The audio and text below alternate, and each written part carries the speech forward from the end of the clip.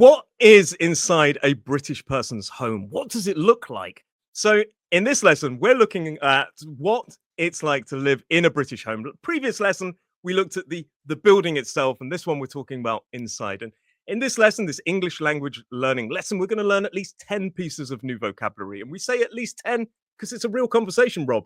And who knows where it can go. But joining me, of course, as I've given the spoiler, is Rob. Hello, Rob.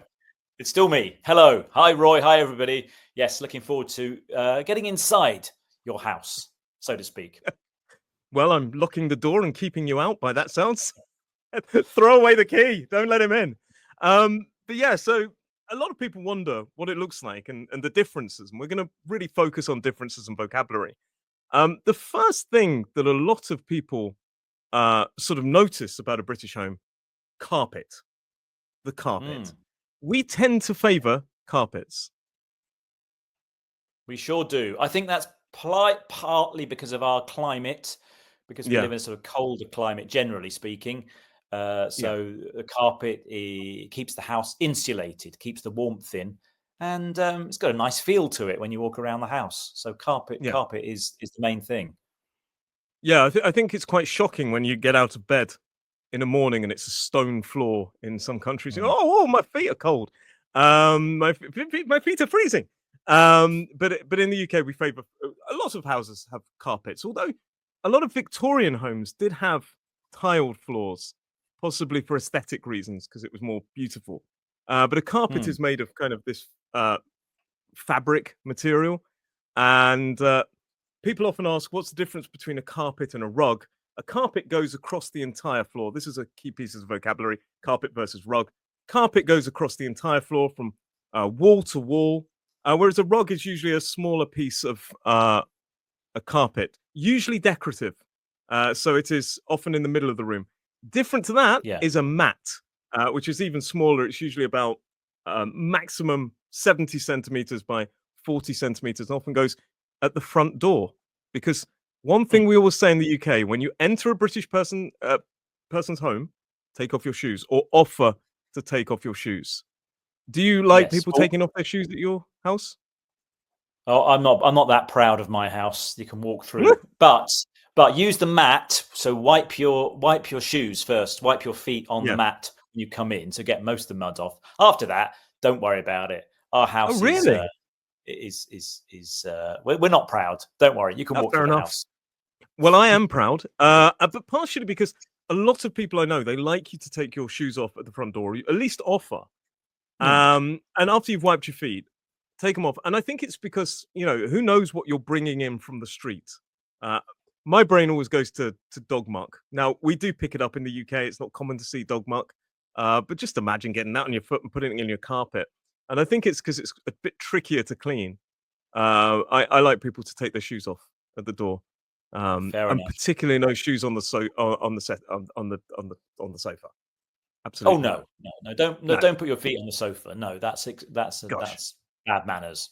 No, that's not a place. Anyway, so shoes in the house, I would say take them off. Be safe. Always at least offer if you go to a British person's home, because if you don't take them off, you might be asked to take them off, or never invited again. So there you go. So that's carpet versus rug versus mat. Yes. Yeah. So when you enter the house with your shoes on, maybe you take them off. That's usually, makes me sound posh now, doesn't it? That you come into the hallway, don't you? Or even the cloakroom, if you have one, where you can leave your shoes and hang your coat before you enter the main part of the house. Yeah, the hallway is kind of, or the hall is this kind of sort of long corridor that connects a lot of other rooms. And some people say a porch. They have a porch, which is sort of a more external kind of part of the house often. But yeah, you take your shoes off and then you head into the house. And one thing we haven't put down that really is important, in the UK, we have central heating. So quite commonly by the front door, there will be a radiator, which is a metal thing often that hot water goes through, because we have a boiler in the house, which heats the water, and the hot water goes into the radiator and it heats the house, hopefully, if it's well insulated.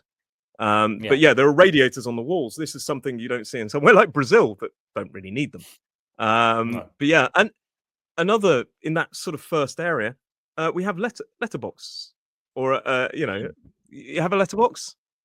Yes, for the postman to put the letters through. That's right. Yeah. Yeah, yeah. My father-in-law was amazed by these things. He was like, "Well, Mm. anybody could put anything through," and I was like, "Well, yeah, but why would they?" So Yes. letterbox is this small kind of metal flap that you lift up and you put the post in, or put the letters in. Yeah. Put the letters through, or So, junk mail comes through as well. People oh put through flyers and posters and other junk as well. But yes, yeah. yeah, perfect for recycling, I guess. Mm. Um, but yeah, whenever I see those, so let's move into the house. Um, Normally a house will have a kitchen. They'll have a living room, which is where like you've kind of got your television, your telly, as we say in British slang, your sofa. Sometimes you have your dining table in there if it's a smaller house. Some people have a separate dining room where you dine, and that's usually downstairs. Sometimes we have a downstairs toilet. Not often a bathroom. Sometimes we have a downstairs bathroom. A bit more traditional Mm. housing that would be. But that about Yes. sums up most houses. They do get Yeah. bigger. I say Office, going studio. back to going back to posh words, but sometimes people call the downstairs room the cloak room again. Yeah. If that's the downstairs toilet. Some people are lucky enough to have a utility room to put their Yes. washing machine and their dryer. We don't. Uh, and you talk about the dining room table where We you do. eat.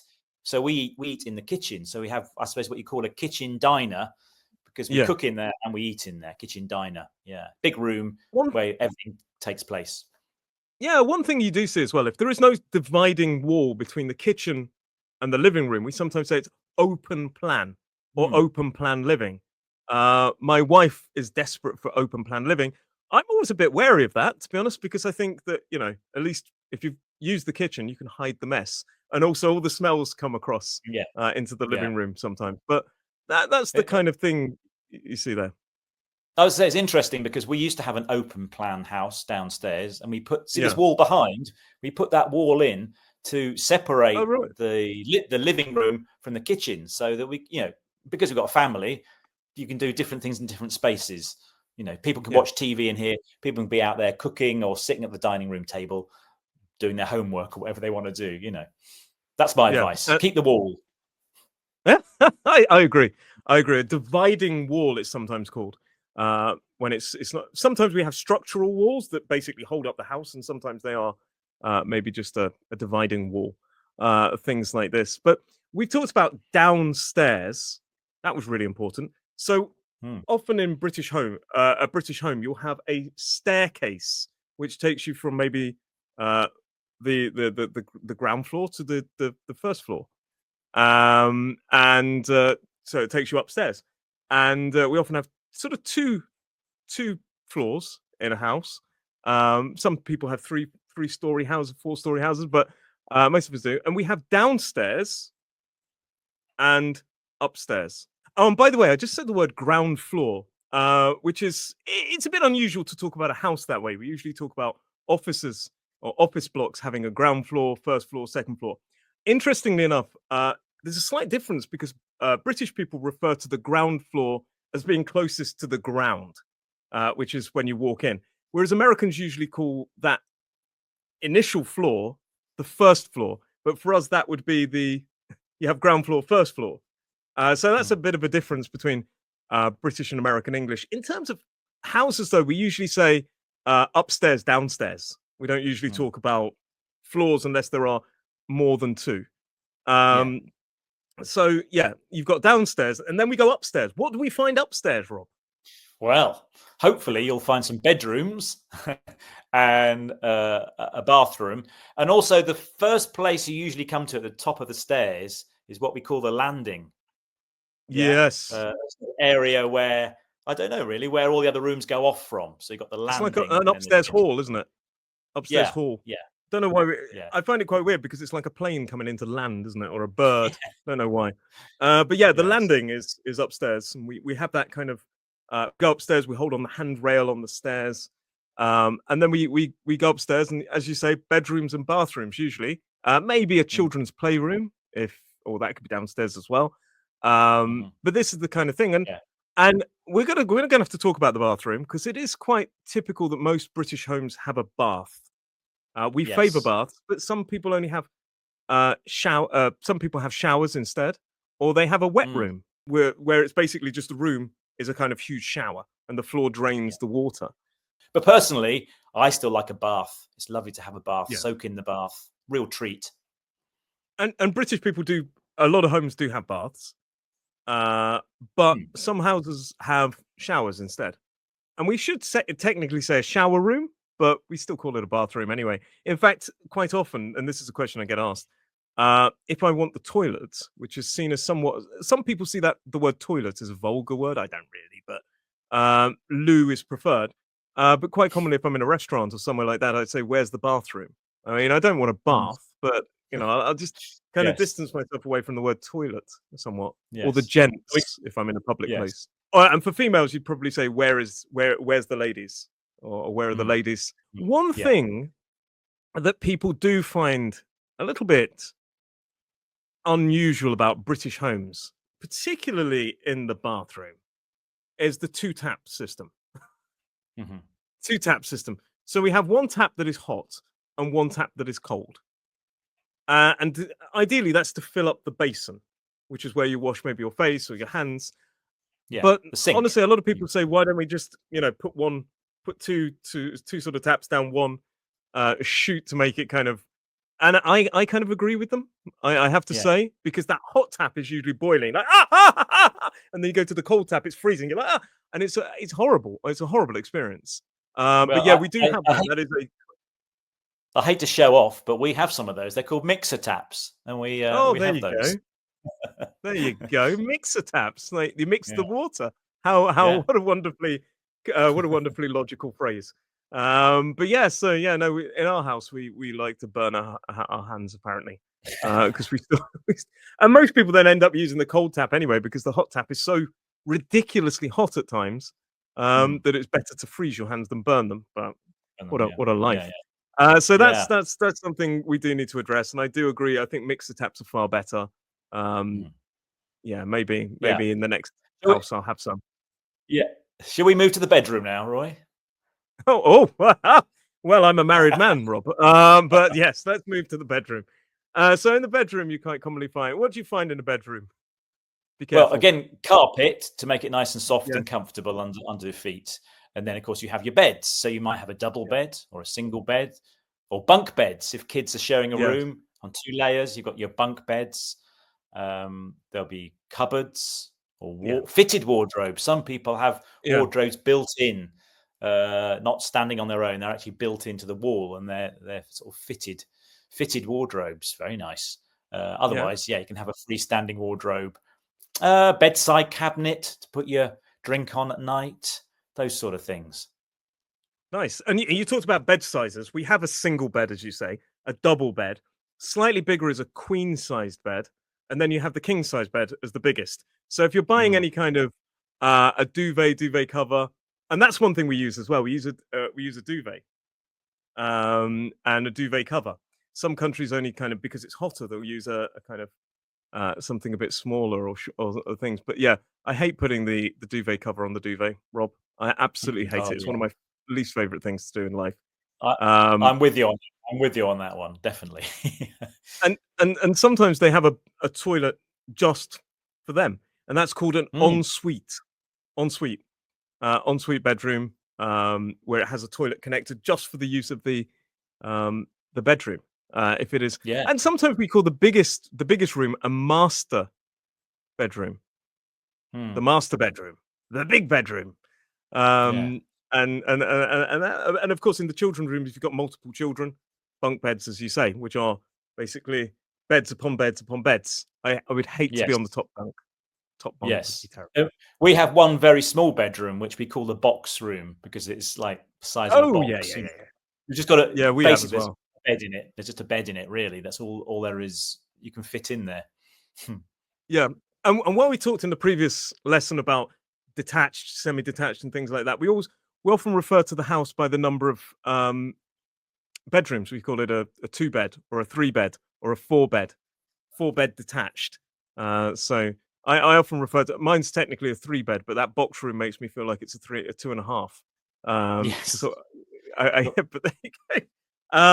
yeah, And we're to say we're lucky. We've got an extra bedroom now because we've converted the oh, loft. So we have a loft conversion.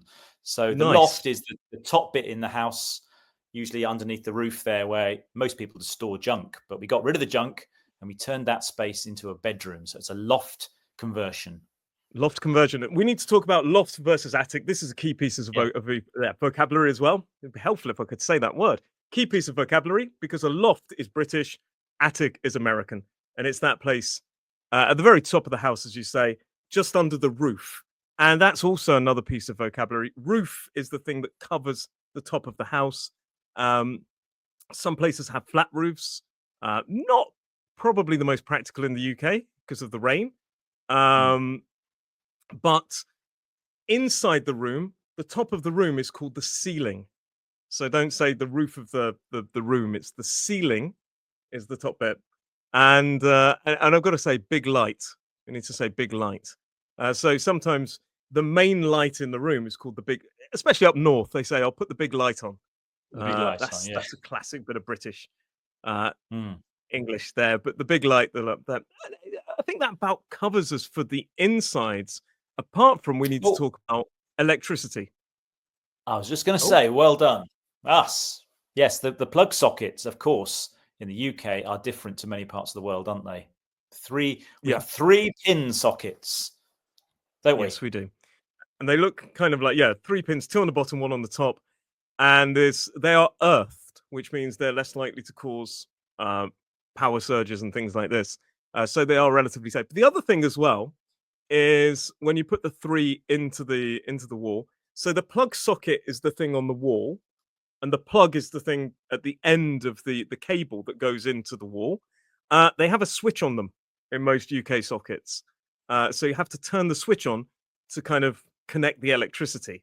And sometimes people forget to turn the switch on, so they're charging their phone. They put the charger in the wall, connect their phone, they walk away. I find this with English language students that are maybe visiting for the first time. They forget to turn it on. Nothing happens, so you need to turn it on. Before we Hmm. go outside, there's another room potentially, the cellar. So the cellar is kind of subterranean. It's under the earth. It's in the underneath the earth. Sometimes they get quite damp, which is where they get like kind of water in them and kind of a thing. But traditionally, it's where junk would go. That's rubbish, and yeah, and also yeah, sometimes wine to keep it Sometimes, cool, yes. chilled, naturally chilled. But this is kind of a more traditional thing. New modern houses don't tend to have cellars. I think the Americans call them a basement more than Mm, cellar, but they do use the word cellar as well. Potentially, it's got a slight yeah. difference there, but we don't use the word basement. And also, we forgot, where do we park our car? Well, normally, if you're lucky enough to have one in a garage. Garage, or sometimes we say garage. There's two pronunciations quite common in the UK. Garage. Yes, Garage. Some posh people say, don't garage they? is more American, isn't it? Garage. We would say garage or garage. Yeah, Um, yeah. but yeah, that's where you park your car. Sometimes you have a detached garage. Sometimes you Mm, have a garage that's built into the home, and mm. sometimes you don't have one. You No. can have a I, driveway. Uh, oh, you don't have one? have you got a driveway, Roy? I've got a driveway. Yes. Oh, you're lucky. I have to park on the street. So we sometimes say street parking, a driveway where it's off-street parking. Although, yeah, quite a number of people block my driveway, which is irritating. But But there you go. have you got one thing that all men like to have, and that is a shed? Oh, we're going outside. So the garage is on the front. We have the front garden, and of course, by the way, the grassy area is called a lawn, isn't it?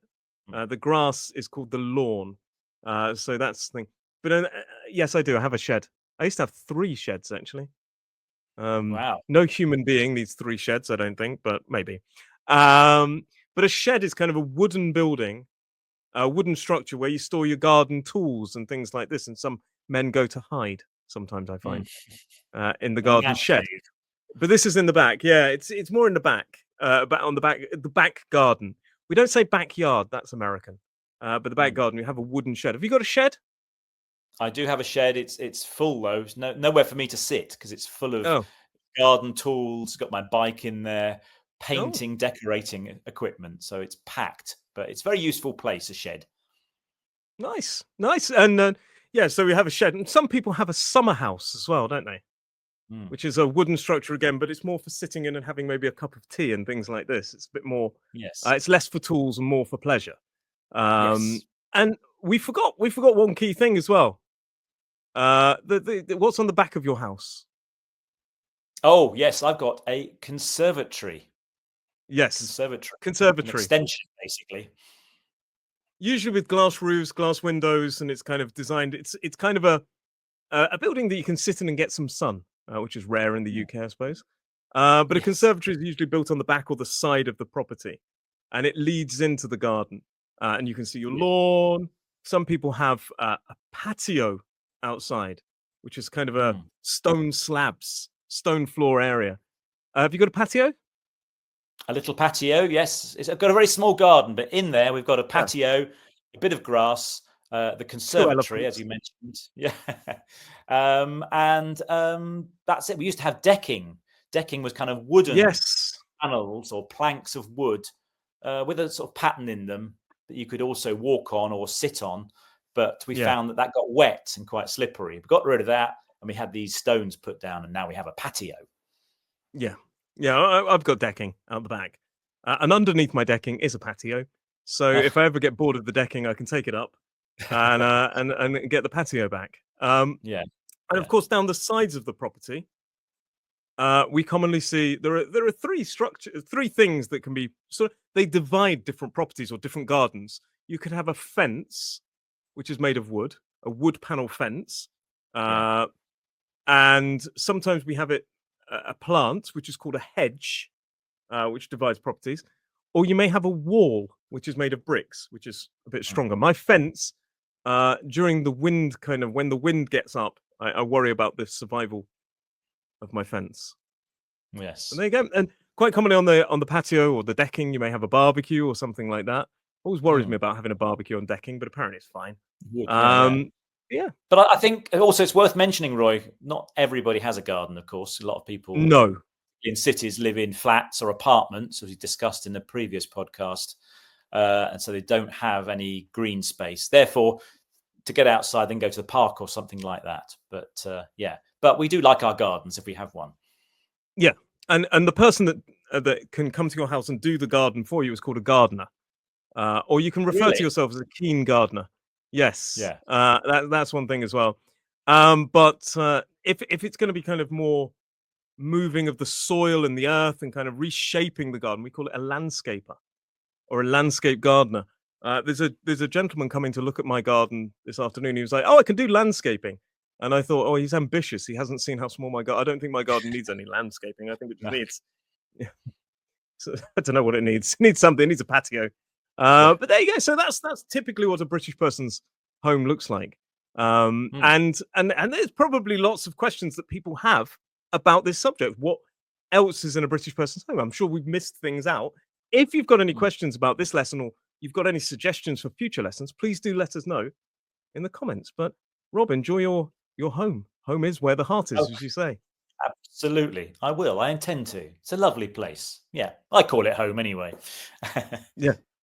But thank you very much for joining me, and I will see you in the next lesson. Thanks. See you next time. Take care. Bye. Thanks for listening, guys. Thanks. Bye.